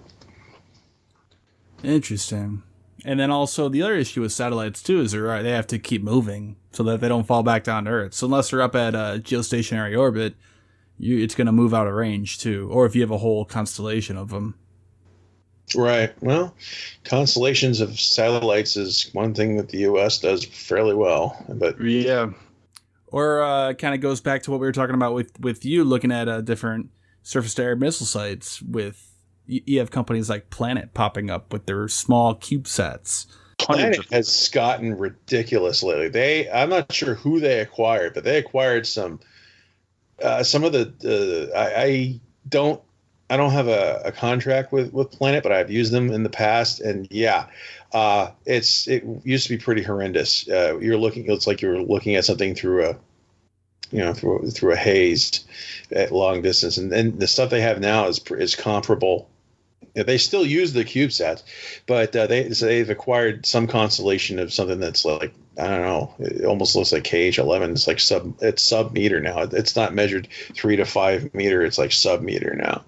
Oh, So nice. It's like up there with Digital Globe or Airbus. Yeah, but I think those ones are still smaller though. So like the CubeSats come in different size. They're like 1 to 1, and I think some of them are 1 to 3. So it's almost 3 of them put together. But I think those ones can get down to 1 meter. That's actually the last time I looked. But I know they bought out a few different companies, a few different constellations. 1 meter's nice, but there's stuff that even commercial stuff. There's some commercial services like Airbus, I believe, is better than what a lot of it is better than what they generally put out on Google Earth, because the Airbus and Digital Globe are both contributors to Google Earth. So how does that work? Does Google actually have to pay for these, and then they're just giving it away for free, or? I'm not sure how that works, to be honest. I just know that it's free, and that's that. And I got a free version of Sentinel Hub, which I mess around with if I'm looking for something timely. Yeah. If it can get through the cloud cover. Oh, that's the other thing too. You really appreciate how hard it is to get a clear image of this stuff when you're looking through Sentinel Hub. Which is why I've been having. I want to throw my computer at the wall whenever I have to look for something in Venezuela. Anything south of the Tropic of Cancer, every day you're gonna have those cumulus clouds everywhere. Yeah, you were actually the one who told me about Sentinel Hub. I did not know about them before, but they're pretty useful. But I think like you said, the resolution's not very good, but it's free. It's a base that they have better stuff. It's just, but of course they're in the business of making money and more, and they want business money, which is more money than we can throw together. Right. Yeah, I can't justify that budget right now. Even Planet, I think I last saw Planet was $800 a month, but you got like 25 logins, so not something that I could justify myself. It would be fun though. What I would do with something like that is they do have the free sign up, and it's kind of cheating, and I'm not sure if it's really something I would talk about, but I would wait for like some big incident. I'm saving myself from Planet with some big incident, and then come out, sign up for a free thing, and then just because it's like a free 5-day or 10-day thing with Planet. Yeah, I think it was 2 weeks actually. 2 weeks? Yep, I already did my free trial version, unfortunately. But then there's so Sentinel is pretty good. What's the other one? And then you have stuff like you said, Terra Server. Unfortunately, now you can't see anything unless you pay for it. Yeah, I think that I might have done that. It might have been my bad. There's a few things that I published from there, and it was through. You could see sample, and then there's a few things that I held on to for a while that wasn't a sample, and I kind of had a little trick that I used for putting together like a large file, a large thing that I used out of samples that avoided the sample watermark. I didn't do anything nefarious. I didn't hack the server or anything like that. It was just some of my Photoshop foo. Hey, you just worked with what they gave you. Yeah, and on the cheap. I'm a cheap bastard. But then even the problem with that though, I mean, they want, I think it's $50 a month, and then but that's for 90-day and older footage. So if, like you were saying, if there's anything that happens in the news, forget about it for 3 months. You can't look at footage of it. It defeats the purpose. You might as well just use Google Earth. Right. Google Earth has got so much you can play with anyway. I have a lot of Google Earth. Yeah. The other interesting thing about Google Earth is I have a theory, and keep in mind I have no evidence for this at all. It's just based on a theory. But we were talking about how they get their imagery, a lot of it from Digital Globe. I seem to, when looking at different military bases, so I know it was a few different ones in Russia. I forget the name of it, but it was the one they were testing the PAC-5, the Su-57 at, and then also Mashhad. Specifically, we were talking about the S-300 site in Iran, and for like a 2-week period, they had an image almost every single day there, which kind of seems weird that they would have satellite imagery for a 2-week period for every single day, a new image every day. And then some places where you have nothing for a decade. For a decade, yeah, exactly. Yeah. So I have a theory. Horrible for that. Where? The Kuril Islands. Oh, yeah? Japan. There's a couple of sites up there that I've been playing around with, including some that I try to contribute to Scramble with, because they have a new base up there. They stationed some Su-35s for a while. Oh, that's right. I probably heard about it from you. And then Venezuela is another bad one too, right? Well, Venezuela's got. Well, I mean, Google Earth is fine for that. Of course, you're gonna have problems with the cumulus clouds covering stuff up. Yeah. I think I was looking at the S300V site that they have farther in the southern part of the country, and they didn't have an image since like 2006 or something. Yeah, I've just going to Venezuela for a second. I am wondering, because I don't believe they've ever had any problems with Colombia. It's a fairly unsophisticated part of the world. But the SA-12 is like not. I mean, you can shoot aircraft with it down with it, but it was more billed as an anti-ballistic missile weapon. Right. What the hell is Venezuela? You know, who are they going to? Exactly. Yeah. You know, they also have they're more. Before they had that mobile version of the SA-3, and then they also have now the SA-17, which is kind of the ultimate, the penultimate expansion of the SA-6, and then the SA-11, the Book, which M3 or 3M, M3, whatever one. Yeah, some of those South American countries randomly have some pretty advanced weaponry for almost no reason. If Venezuela is good with that, their aircraft, they have, I believe they use the Su-30 as well. So they're pretty much the big stick, because they used to be the richest country in South America for a long time. Yeah, before Chavez, right? Or was that during Chavez? Chavez was the nail in the coffin, but it's like the Russian element, the Russian the Russian friendly elements, I should say, are kind of the ones that messed that up for everybody. Yeah. So I recall you doing a little bit of artwork, putting together an image for an island Air Force base that you had theorized. Do you want to talk about that a little bit? Oh yeah, Orchilla. Yes, I saw after they had the blackjacks that landed there, they said, "Oh well, Russia is going to," and they didn't say that they're going to, rent, the island or anything. They said they were going to start putting bombers out there. So I went and using Engels Air Force Base in Saratov as a reference, I went and just kind of compared the airfield at Orchilla and saw that though they technically could probably land a bomber out there, they didn't really have a lot of ramp space, and I wouldn't want to take off with 12 KH-55s or KH-101 or 102s, any kind of payload with that, without having a much longer runway. That far south and off, in an island, a tropical island, you have really humid air, and you have this aeronautic thing that's called density altitude that happens, which is where the humidity of the air just robs the wings of lift, essentially. So you I've seen where aircraft just reach their density altitude of where the wings just kind of lose their ability to produce lift, and the plane just drops right out of the sky. And the only way you can really deal with that is to go a lot faster to make up for it. And so that equates to longer runways. Interesting. So they are building a base there, though, right? To my knowledge, they are not at the moment, just because everything's kind of up in the air. But what I did is I just said, it's just kind of using my artistic license. I said, well, let's put a little, let's take a look at the island and see if they could put a second runway, and I threw in some extra ramp space. I'll do that. I did a little project with Eric a little while ago, taking a look at these Chinese sub bases, and they have. There's two of them they're underground. They have these underground, these subsurface areas you can go and you can park your submarines. Was that Yulin?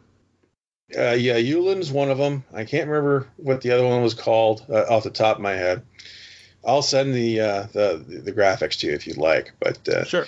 But what we would see is every once in a while you'd see what looks to be these vents, these vent shafts that go. You have to have air that goes and circulates.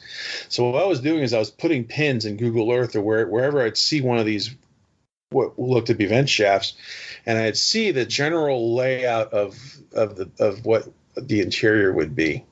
So I went and I used my artistic expression. I go, so let's see if we can make an artistic view of what the inside of that base could look like as far as layout. And I do some things like the entrance. I try to put at an angle a bit to keep from having a direct line of sight or a line of blast for anything that's coming in or out. You don't want to have a direct line of sight in or out. And then put these. I try to get basically the interior of it. But I don't think it's extraordinarily accurate. But I think it's just probably the best thing we could come up with until we get spies. Until someone actually goes in there with the camera. Yeah. And Crimea, Russia had that with Crimea, so I threw in a couple of photographs of what the interior could look like, and it's really neat. It looks like a James Bond movie if you look at it. Yeah. Like, what was the James Bond movie when they were capturing the ballistic missile submarines? I forget which one that was, but I think was that Thunderball? Could be. I'm not sure. But yeah, it's inside that big container ship, and they have a US, UK, and a Soviet SSBNs. Yeah, it was essentially the same play that they did with the one where he's in Japan and they're capturing Russian and American spacecraft. You only live twice. Oh yeah. Oh yeah. It would capture this, but yep. So going back to Yulin real quick, is there only that one entrance there on the southwestern part of the base? I believe that would be the southwest. I haven't seen any others. Right. Submarines, yes. But there's like half a dozen different entrances for a varying size for getting supplies in. You're right. Yulin's got a large covered protected tramway that goes in north of the base. There's a magazine that's also underground, and they have it from end to end. You never see the train. Oh, I've seen that. Yeah, on the east side of that part. Yeah. Yeah, it's really neat, and we think that there might be a second surface anti-ship missile battery that is being put in on the west side. I don't have any recent any more updated imaging on that, but some of the different pads that are showing up look just like the one that's on the western side of the base. So I'm not sure if they would just be like an alternate, and they'd be like we talked about before, where they would switch out, where exactly their anti-ship missile battery would be, or if they're just going to stick an HQ9 battery there and just have just stick SAMs there, but the pads are the same size. Right, and you can almost probably go back and forth because the anti-ship batteries too. They would need a radar, different type of radar. Yeah, like the Monolith B was Russian with the SSCs. But what the really interesting thing about China is no matter where they go, whether it's civilian or military, you don't see any of their programs. You don't see anything where they have influence where they're not building shit. It's ridiculous. There's not a single base I've ever looked at of theirs on from Google Earth where they're not building 10 different 10 bunkers or a new runway or just new barracks or just it's ridiculous. It is, yeah. Really, I mean, and the big one that I saw was in one of their other submarine bases that they use to support their Type 94 SSBNs. Is they have new storage and checkout buildings. They have from pulling, ballistic. They're JL2 and soon to be JL3 SLBMs from underground park. They're underground storage because they're supporting two new missile subs, and then they're building, I think, 2 or 3 more on top of it. So they're just revamping their infrastructure for supporting those weapons. They're really digging in. Can you imagine in 10 years from now? I mean, there's a few images that came out recently showing them was building 15 ships at the same time. Yeah. From what I was seeing, I can't remember what the source was, but it was a couple of months ago. The number of just DDGs they have at this one shipyard, they had between 2015 and 2030, they had 30 DDGs that were going to be either in the process or being finished up in that time frame. And how many of the U.S. built? I think we're doing 2 a year now. Yeah, I think that's what it is, 2-3 a year. Yep. That's surface ships. I know we're bumping up. It was originally we've been doing one Virginia class a year. I think that's split between Groton and Newport News, and we bumped that up. We're bumping that up to 2 a year, and then on top of that, there's going to be the Columbia, which we gotta. Speaking of rebuilding infrastructure, we need to get off our asses with that because just Groton is unbelievable. It really they don't have many places to go with Groton. Are they going to be building Columbia at Groton, or will that be Newport News? It's going to be just like the Virginia. They're going to be splitting the difference. Okay. All the design work and some of they're going to be building in modules again, but all the design work is going to be from Electric Boat. Right. From what I understand, I mean subsystems and stuff that might be Grumman, but it's gonna be another twofer, just like we did with the Virginia class. Yeah, Groton is pretty small too, right? It's not a very large. Yeah. Yeah. I mean, they have the Navy presence that's there. They have like a degaussing site that they use for their hulls, and they they have the one. It is pretty small. I think to get anywhere, they tried to add more on to they've been trying to buy up some of the housing along the riverside, and people just aren't, they're not budging. They might have to invoke, they might end up invoking eminent domain, or they might go and start building up more Quonset, which is where they have a shipyard. They do ship facilities there. Personally, I think it was at Kennebunkport, or it was someplace. New Hampshire.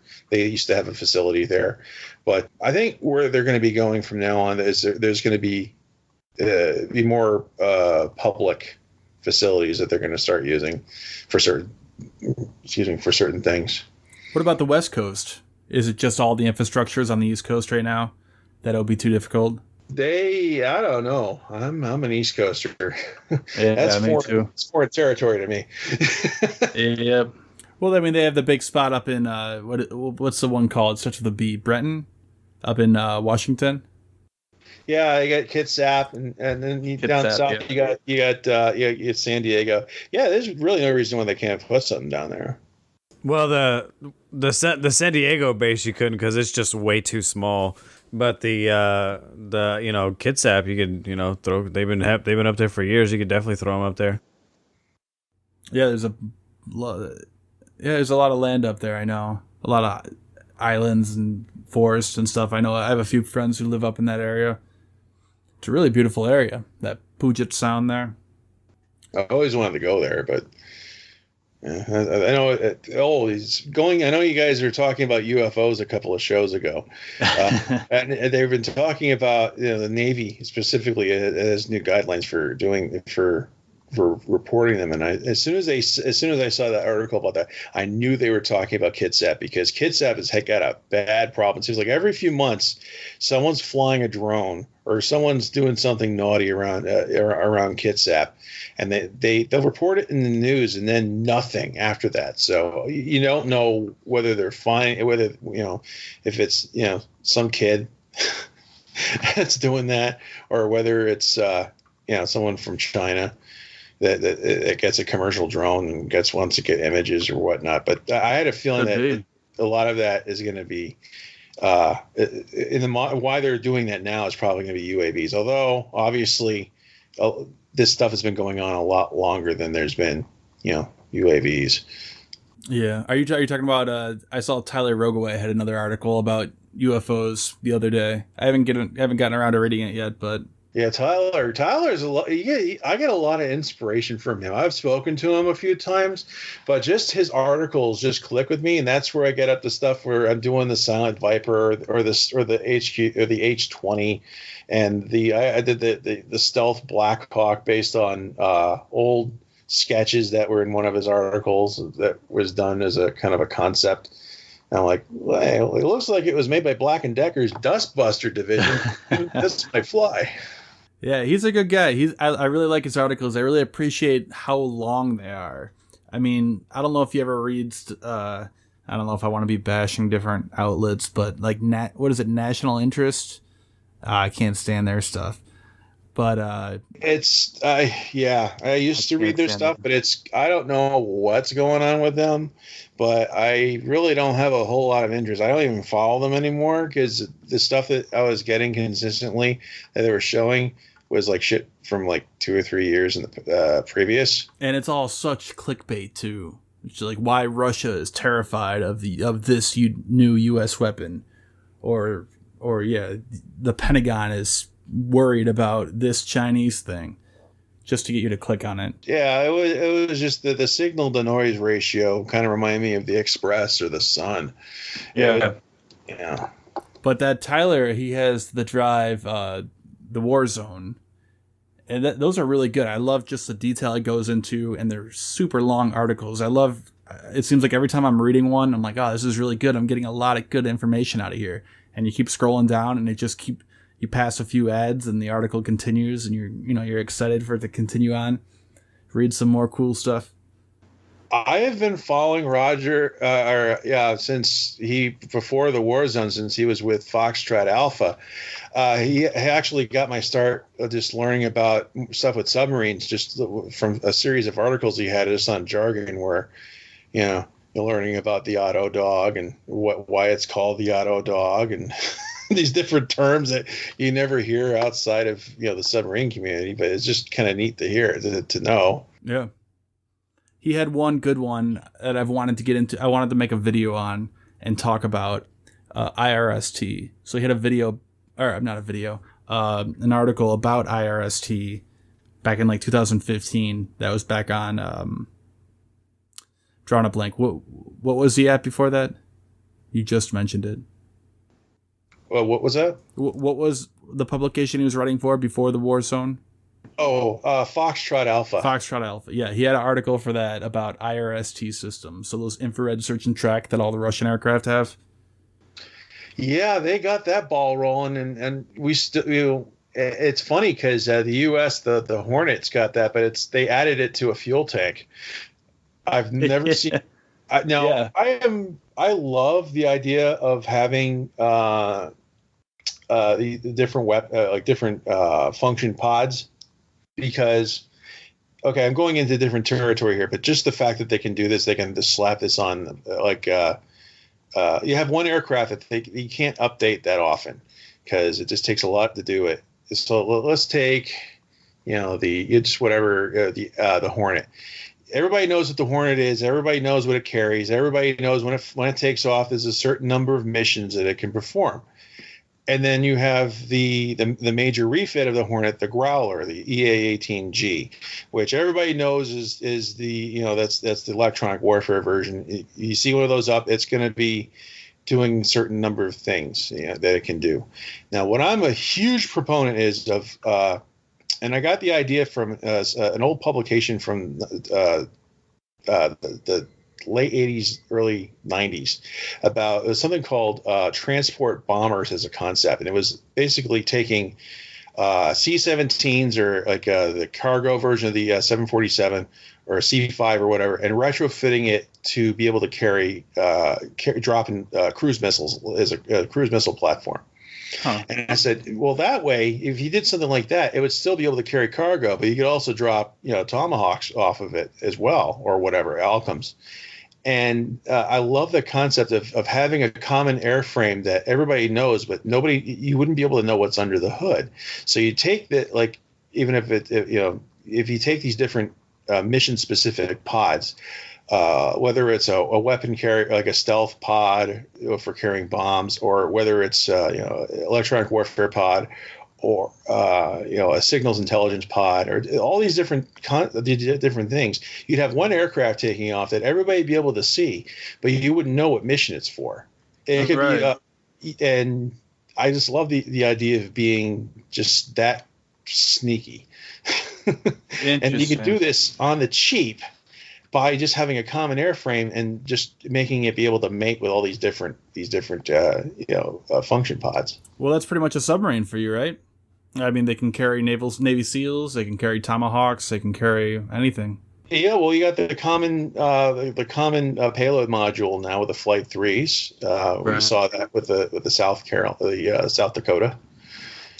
It's just neat because it looks like it has a pair of Hydra rocket pods, but scaled up to carry tomahawks. Yeah. It's a little bit different, but I like the standard missile. I just like the idea of how many different things it can do. So you have the SM. Well, you had the SM-1, you had the SM-2, and the SM-3 to shoot down ballistic missiles, the SM-6 to shoot down aircraft and cruise and missiles and all that. And then each one of those I know have a little bit carry over into the other. So the SM-6 has some ability to shoot down ballistic missiles, but it's not meant for that. And then same thing with the SM-3. From what I've read, it has some ability to shoot down aircraft, but it's not great at that. And then they also had, they had the standard missile it was an anti-radiation missile back in the day, before HARM. And the one fun thing about the SM-6 that just drives me up the wall that I love. Yep. The anti-ship missile variant of it. Well, it's not really. It's a function mode, I believe. It's the same missile. Exactly. The new one. It's been cleared to. I don't know how effective it is. It's certainly not going to be an SS. It's not going to be an SS-22 as far as firepower. Right. But it'd be kind of reminds me of DCS for a second. We'd be done. We would be completely Winchester except for our sidewinders, and we actually managed to score a kill one time firing a pair of sidewinders at a T-80. Really? Huh. We call it the Swiss Army missile after that. Well, yeah. So the SM-6, I believe it's only like a 62-pound warhead, but maybe if it hits the bridge or something, it could disable a ship. And for the most part, that's the same thing as taking it out, though. It takes it out of the battle, at least. Yeah, modern warships they're nothing like they were in World War II. You can penetrate, you can damage, you can really wreak some havoc with a modern warship with a 50 caliber with Raufoss rounds. They're not very, especially with all the electronic components they have, you can really mess one up with, and all the radars and everything. Yep. Yeah. The whole idea is with something like that is not to be able to sink the ship. Sink it, just disable it. To degrade it. It's all about the math. About degrade its effectiveness. Yeah, and then it would need all those missiles. It would need all those radars and system. I mean, radars are pretty sensitive. If it damages it really at all, it's going to need those radars to fire off its missiles to shoot down. If you followed up with a Tomahawk, or if you flew a few aircraft over to drop some bombs, JDAMs on it or something. Right. And the SM-6 takes away. It's going back to its roots with having a explosive warhead. It doesn't have it doesn't have the kinetic penetrator like I think it's the SM-3. Yep. So one thing about SAMs, everybody knows about SAM warheads knows that it's like a big fragmentation grenade going off. It's like you have one of those things go off in close proximity to like a bunch of different radars. You got every electronic component and array on that thing is going to have holes in it. Yeah, it's like a shotgun, pretty much. Pretty much. Compared to like a sniper rifle, like the SM-3, I guess, just a single bullet flying through and hitting it head on and taking it out. So, anything else we want to cover or get into? I'm about out. Eric? Yeah, I think we just hit that 2-hour mark. I think it's a good time. It seems to be our little sweet spot. Yeah, we did pretty good. We weren't planning. We did not think we might do 2 hours again, but seems like every time we had all 6 episodes, I think we've hit 2 hours. Right, that's a good thing.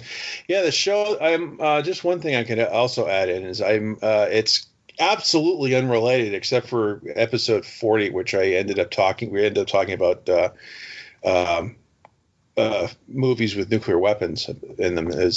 I'm a co-host on a podcast called the Super Retro Throwback Reviews Audio Files, and I'll just, if you don't mind, I'll just plug that for anybody that's interested. Yeah, I forgot to offer. Yeah. Yeah, we just talk about, it's like movies, video games, television, your basic pop culture stuff. There's nothing to do with the military whatsoever, and it's a podcast that's available on iTunes, Podbean, Stitcher, Google Play, Spotify, SoundCloud, and it's just the Super Retro Throwbacks Reviews.com, and you can find everything right there on the website, and it comes out every week now. Nice. Yeah, I listened to you guys have a pretty epic intro. We have to work on our intro and do something different. I liked your guys' intro. He's got a broadcast. He's got a broadcast background, so he's used to putting together those kinds of productions. It's pretty impressive. You got to really prepare yourself once you start playing that. Yeah, it does. Yeah, it really revs you up. I wasn't ready for it. Yeah, definitely. But all right, yeah. So go check out that podcast, or even just check out Intellipus on Twitter. It's INTELLIPUS. We'll link to it though in the show notes and in the description on YouTube if you're checking out there. He always does a lot of cool OSINT work, and if you've been watching on YouTube, you've seen some of that, and the air bases that he breaks down in the missile sites and talks about that. So check him out on Twitter. Otherwise, I think that's about it for today. Thanks for joining us.